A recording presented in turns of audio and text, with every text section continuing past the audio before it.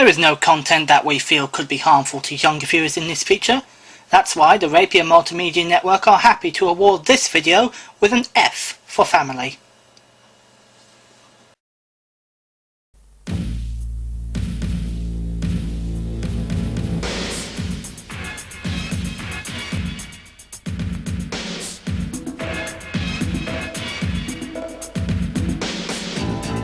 I'm Warren Mason, a building management student from Bolton in Lancashire, the winner of Heat 1. My name is Phil Smith. I am the Youth Service Team Leader from Hayford. I was the winner of Heat 2. My name is Les Thwaite, a warrant officer in the Army Physical Training Corps, the winner of Heat 3. I'm Fiona Palmer, a nursery nurse from Ilkeston in Derbyshire, the highest scoring runner-up in Group B.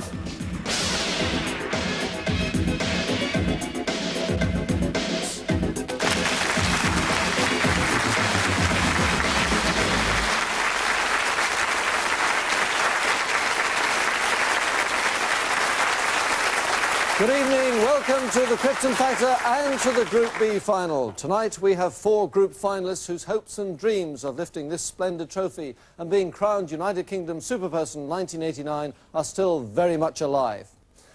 But by the end of tonight's keenly contested 6 rounds, only the winner will be sure of a place in the grand final in November. So what a battle it should be, and certainly on paper the contestants couldn't be better matched. The Heat 1 winner, Warren Mason, won mental agility and the assault course race and was second in 3 other rounds. Phil Smith, in taking Heat 2, won 4 rounds to give him the best points total in the series so far, 50. Les Thwaite, winner of Heat 3, came first in observation and intelligence. And Fiona Palmer, qualifying as the group's highest scoring runner-up, picked up maximum points in mental agility and response to become the first woman to reach the group finals this year. So, congratulations on getting this far, contestants, and can I ask you now, please, to go and take your seats, and we wish all of them the very best of luck, as we get started now with round 1, mental agility.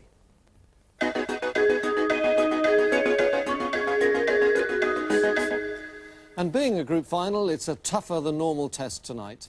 The theme is coding, but with added complications. I will give each contestant the name of a town or city made up with 9 letters of the alphabet. As an example, let's take Gateshead.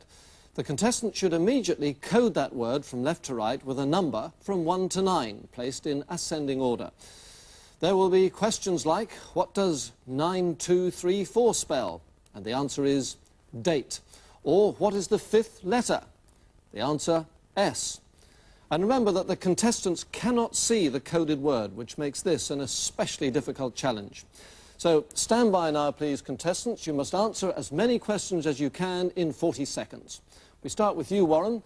Your town is Davy Hume, and the clock starts now. 5, 6, 8.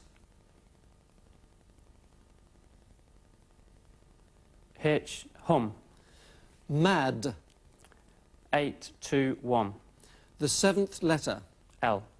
5239. H, V, E. Have. Lady. 7, 2, 3, 4. Wrong. The letter 4 after V. L. 824. Mare. Had. Well, you don't need to answer that. It would have been 521, but that's an excellent start for you, Warren. In 40 seconds, you've got 6. Well done. We shall move along now to Les. Your town is Nebworth, and your 40 seconds start now. 965.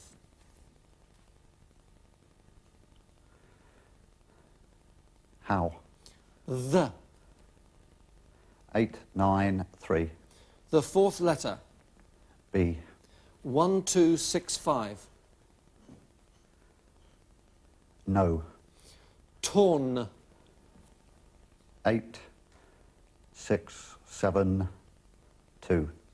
The letter 3 before T. W. 562. 1. Bet. 4. Well, 438 it would have been, but in 40 seconds, terrific start. You've got 7 right. Well done, Les. Now, let's go along to Phil. Phil, your town is Brighouse, And your 40 seconds start now. 861. S-O-B. Sob. His. 5, 3, 8. The fifth letter. H. 4698. G-O-E-S. Goes. Robe. 2, 6, 1, 9. The letter 3 after R. O. Wrong. 164. B-O-G. Bog. Rug. 2, 274 it would have been, but you've done well, Phil. In 40 seconds you've scored 6. Well done. And finally, it's Fiona. Your town is Hasburton, and your 40 seconds start now. 159. H-E-N, hen. Ant. 297. The sixth letter. R. 6231.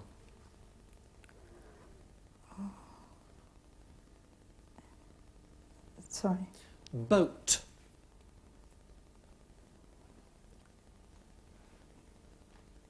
4-8-2-7.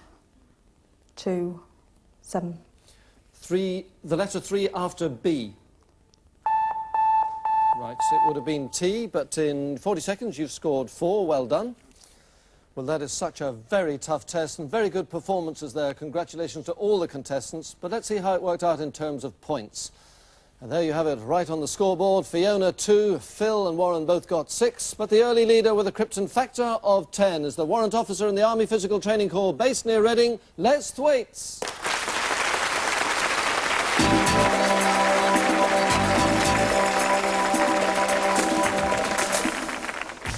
To land a Sea King helicopter on the deck of a moving aircraft carrier demands a high level of skill and coordination.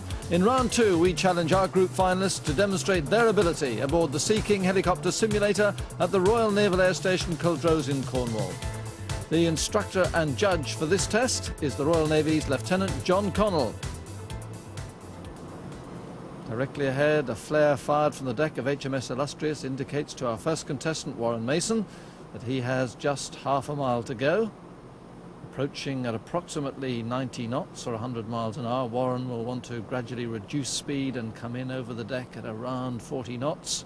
He reduces speed by easing back the cyclic stick with his right hand, which raises the nose. And this is a good straight approach, but he's a little bit fast coming in over the deck and down into the deck for a crash. Bad luck, Warren. Now a chance for the Army to show the Navy a thing or two. Les Thwaites, he's an Army physical training instructor. Like the others, he's had a short period of instruction from Lieutenant Connell and a couple of practice runs, but this is the one that counts. Now to fly the Sea King, the right hand controls speed and direction with that cyclic or joystick. The left hand pulls up or pushes down on the collective lever, which adjusts height. So it's a great test of right and left hand coordination. Can he keep his nerve? Swaying about a bit, dropping perhaps a bit too low, but he pulls on the collective lever, comes up over the deck, a bit to the right, but yes, he's done. Well done, Les. Good performance. The Welshman Phil Smith next.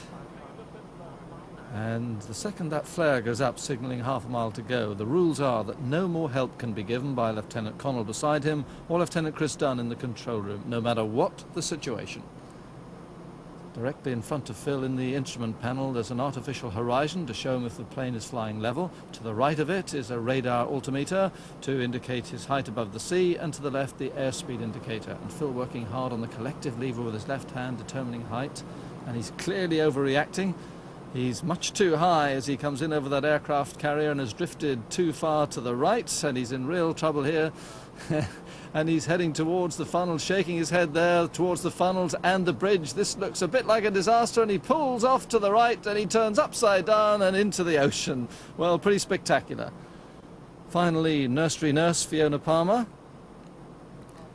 And I can't tell you just how realistic it all is in that simulator. It's hard to believe that you're not actually flying the real thing. You get the engine noise, the vibration, the pitching and rolling effect, and if you crash it, it really does give you an incredible jolt. You have to be strapped in. This is very good, very steady approach by Fiona. Coming in over the deck, which is about 50 feet above sea level. Touch fast, perhaps, but almost on the centre of the deck, and she's down, and that's absolutely brilliant. Superb effort. Now for the result, determined by Lieutenant John Connell. In fourth place, Phil Smith, who narrowly missed hitting the ship and plunged into the ocean. Third, Warren Mason, who approached too fast and crashed on the deck. Second, Les Thwaites, some last-minute manoeuvring, but he landed safely. And the winner, Fiona Palmer, a smooth approach and a good landing on the centre of the deck. And we go now to the scoreboard, and Fiona has moved up into second place. But still the leader with a Krypton factor now of 16, the Army PTI from Reading, Les Thwaites.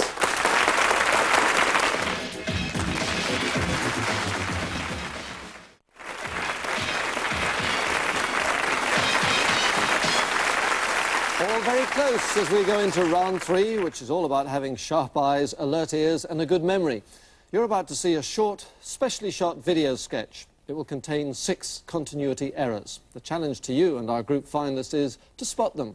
So keep a special watch on costumes and scenery and listen very carefully to everything that's being said. Right, contestants, will you now please turn to your screens as we join a very special news bulletin. Here are the K News headlines at 7:15 with Richard Whitmore and Alistair Bennett. Good evening, and a day of show business news. The Prime Minister has vehemently denied rumours that she and Mr Neil Kinnock are to star as the ugly sisters in Cinderella at the Camberley Grand this Christmas. But at a press conference this morning, Mr Kinnock said, "It'll be a chance to work together for once, and anyway, Glynis thinks that this change in my image might not be a bad thing." Roger Moore today announced...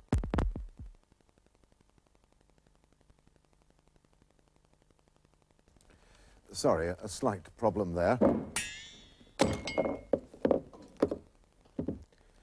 Sorry about this. Now, today's biggest show business news. Dustin Hoffman is to recreate his award-winning role of Tootsie, but this time for Britain's leading TV serial, Coronation Street. We spoke to him in London this morning. Yes, this is the highlight of my career. I am so pleased. Apparently, I play the new barmaid in a place called the Rovers. Something. I expect it's like Beverly Hills Hotel. And I get to do some scenes with their new star, Frisky. Is that all right? Is that okay? Hello? That's it for now, except to say that the Caversham Grand has asked us to point out that all tickets for Cinderella have been sold. Please don't telephone the box office. Anyway, we'll be back with our main bulletin at 7. Goodbye. What a nightmare. I know, it's ridiculous. I think it ever works when you want it to. What? Alistair, we've got to do another 20 seconds. Well, at least as usual, they can't hear what I'm saying, so normal trick, shuffle the papers like they're really important. It's your turn.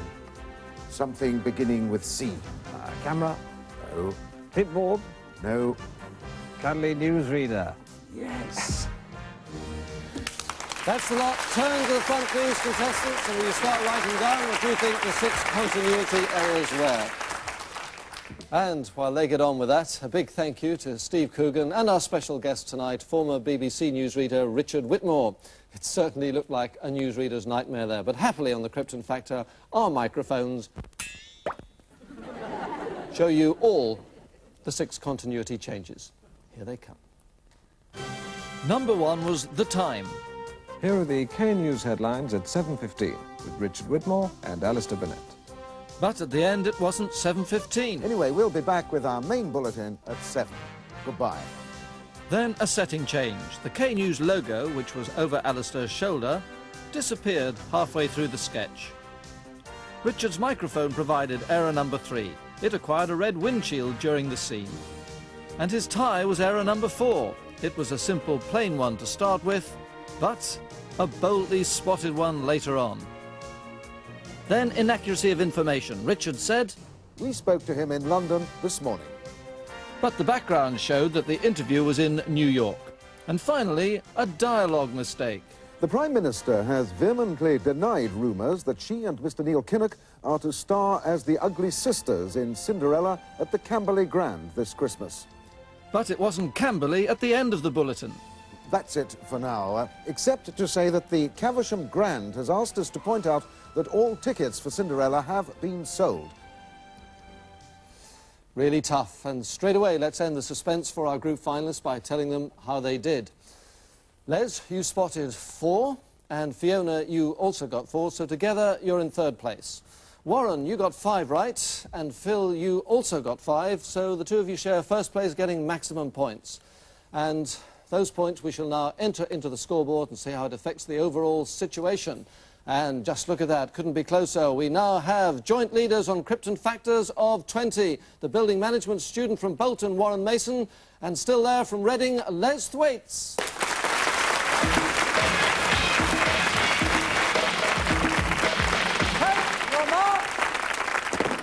Major Tony Carr of the Army Physical Training Corps starts the race. Fiona Palmer on her way. And of course, this being a group final, we can look back to the heats for a little bit of a form guide. And Fiona did well in her heat. She was a steady performer all the way through. She's very fit indeed. And these 3 were exceptionally fast, so we're expecting a tremendous race between them. And the man out in front at the moment, Les Thwaites, of course, is the Army Physical Training instructor, so not new to assault courses.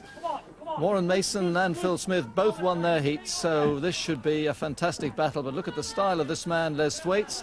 Having said that, he started very fast. He did that in his heat, and you may remember he had an absolutely tremendous battle against the British canoeist Anne Plant, and he'd misjudged it by the end, Les Thwaites, and although he caught Anne Plant, she managed to pull something out at the end and defeat him, so he won't be making that mistake this time.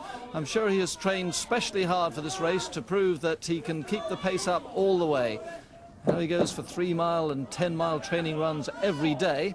So there's no doubting his fitness, and there's no doubting his technique either as he comes on to those tram wires and he simply scoots across them. So it's been an excellent start by Les Thwaites. Warren Mason in 2nd place, he's in red, and Phil Smith just alongside him there. And Fiona's still in the lead, but as you can see, taking it fairly steadily. We don't doubt her stamina for a moment. She's keen on fell running. She's also run a mountain marathon, so we know she'll stay the course. It's a question of whether these 3 will make any mistakes or indeed whether they've gone too fast at the start. That's the real question. But Les Thwaites is into the lead now. He's ahead of Fiona Palmer and he's still going strongly, and Warren Mason is coming up to the ankles of Fiona. So she's under pressure at the moment, but we'll watch Les hit the water now. Always a good decider this as to whether you're fit or not. And he bounced in, bounced out, goes for the 2nd water jump, 2-foot landing. It's absolutely perfect, and Warren Mason plows his way through as well. And he's opening out now. He had a very strong finish in his heat. He really finished fast. And Phil Smith came through well at the end. So maybe they've got something left. Maybe they can come back a bit at Les Thwaites. But at the moment, he's got a fairly good lead. He made a bit of a mess of this landing, running against Anne Plant in the heat, but not this time. He really lifted those legs, put his bottom in first, and he's on his way now to the flat net at the end as Warren Mason comes down the aerial slide for his landing, and, well, he's taken on far more water than Les Thwaites did there. But this has been an absolutely brilliant run, judged it well, across the line, 10 points. Phil Smith goes into 3rd place, just ahead of Fiona Palmer, but he's not going to catch Warren Mason. Warren, who's run quite a few triathlons, so he's very fit and comes across the line now to take his 6 points. Unlucky to be up against a man like Les Thwaites because it was a good run. And here's Phil Smith to finish 3rd, a man whose ambition is to run across the Golden Gate Bridge in San Francisco. Well, if he gets to the Krypton Grand Final, he'll do that because we're going out to San Francisco for the space shuttle. So all the points there will go into the scoreboard now. We had joint leaders at the end of the last round. Now we have a clear leader with a Krypton factor of 30. It's the Army's Les Thwaites.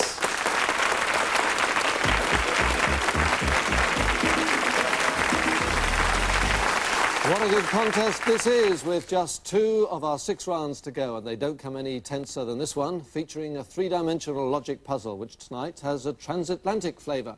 The country is Canada, whose national emblem is, of course, the maple leaf. No points for knowing that, but there are points for constructing one. And contestants, you can make the maple leaf if you fit those different shaped pieces in front of you into the frame in the correct manner. The complication is that you won't be able to see what you're doing. This is another of our tactile tests, which must be completed by feel alone. Are you all ready? The test starts now. Well, the obvious and logical step with this sort of test is to quickly feel the shapes of the different pieces and then run your hands round the outline of the space into which they'll fit. And my goodness, look at that. Fiona has so quickly discovered that the pieces without points must fit in the centre. And, well, that's not as good as it looks for Les, because the piece there he's trying to fit will only go in on the other side, and also the triangle bottom left is upside down. Phil Smith, well, none of that's right, I'm afraid, and he's going to have to take all those pieces out again.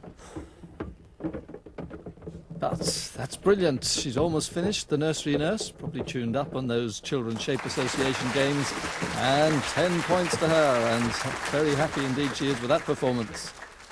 Now, Les has switched round those two leaf sections that he was having trouble with. Now he just has the triangle to fit in at the bottom. Remember, he had it upside down before. And he completes it too. Probably not be too unhappy with second place. Now, the battle for third place between Warren Mason here and Phil Smith. Well, it's been a bit of a struggle for them both. But Warren has that one piece correctly in place now, so he should be able to make rapid progress from now on. It's clearly worked out that the pointed edges fit around the outside.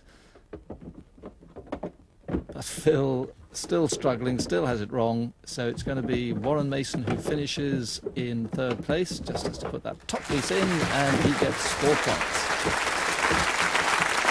Well, congratulations to Fiona. She did that in a marvellous time, and it was just the result she needed, as you'll see now when we go to the scoreboard.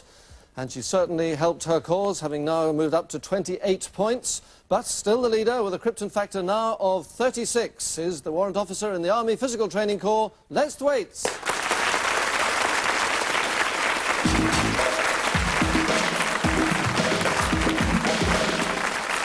And so to the round that will decide who goes through to the Krypton Factor Grand Final. 100 seconds of rapid-fire general knowledge questions to be answered on the buzzer. 2 points for a correct answer, but 2 points deducted for a wrong one.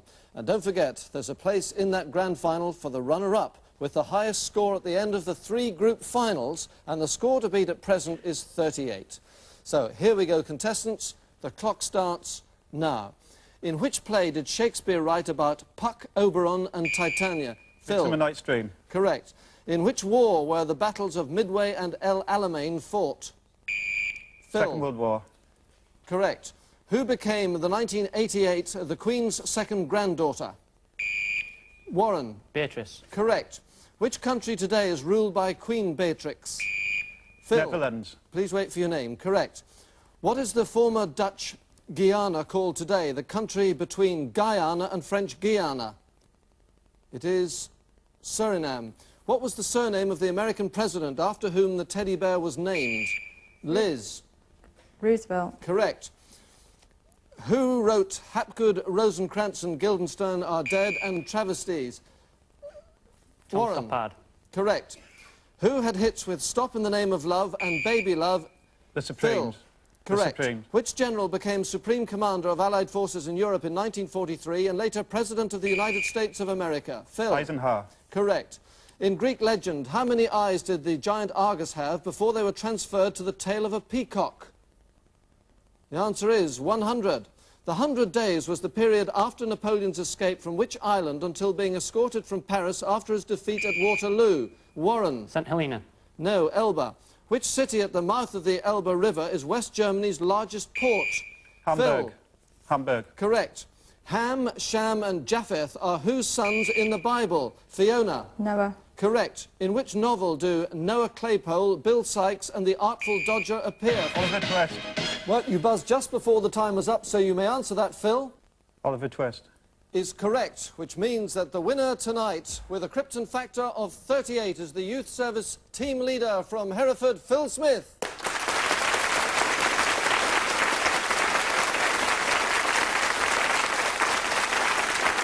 Well, a fantastic finish there, and our warmest congratulations to Phil on that very late run, which snatched victory for him, and it means that he becomes the second contestant to reach November's grand final, joining the Group A winner, County Durham's Den Hewitt. And of course, it also means that Phil will be flying to California to try and bring the American space shuttle safely to Earth using NASA's unique simulator. And remembering what he did to the helicopter, that should certainly be interesting. In the meantime, from all the contestants here and from me, good night.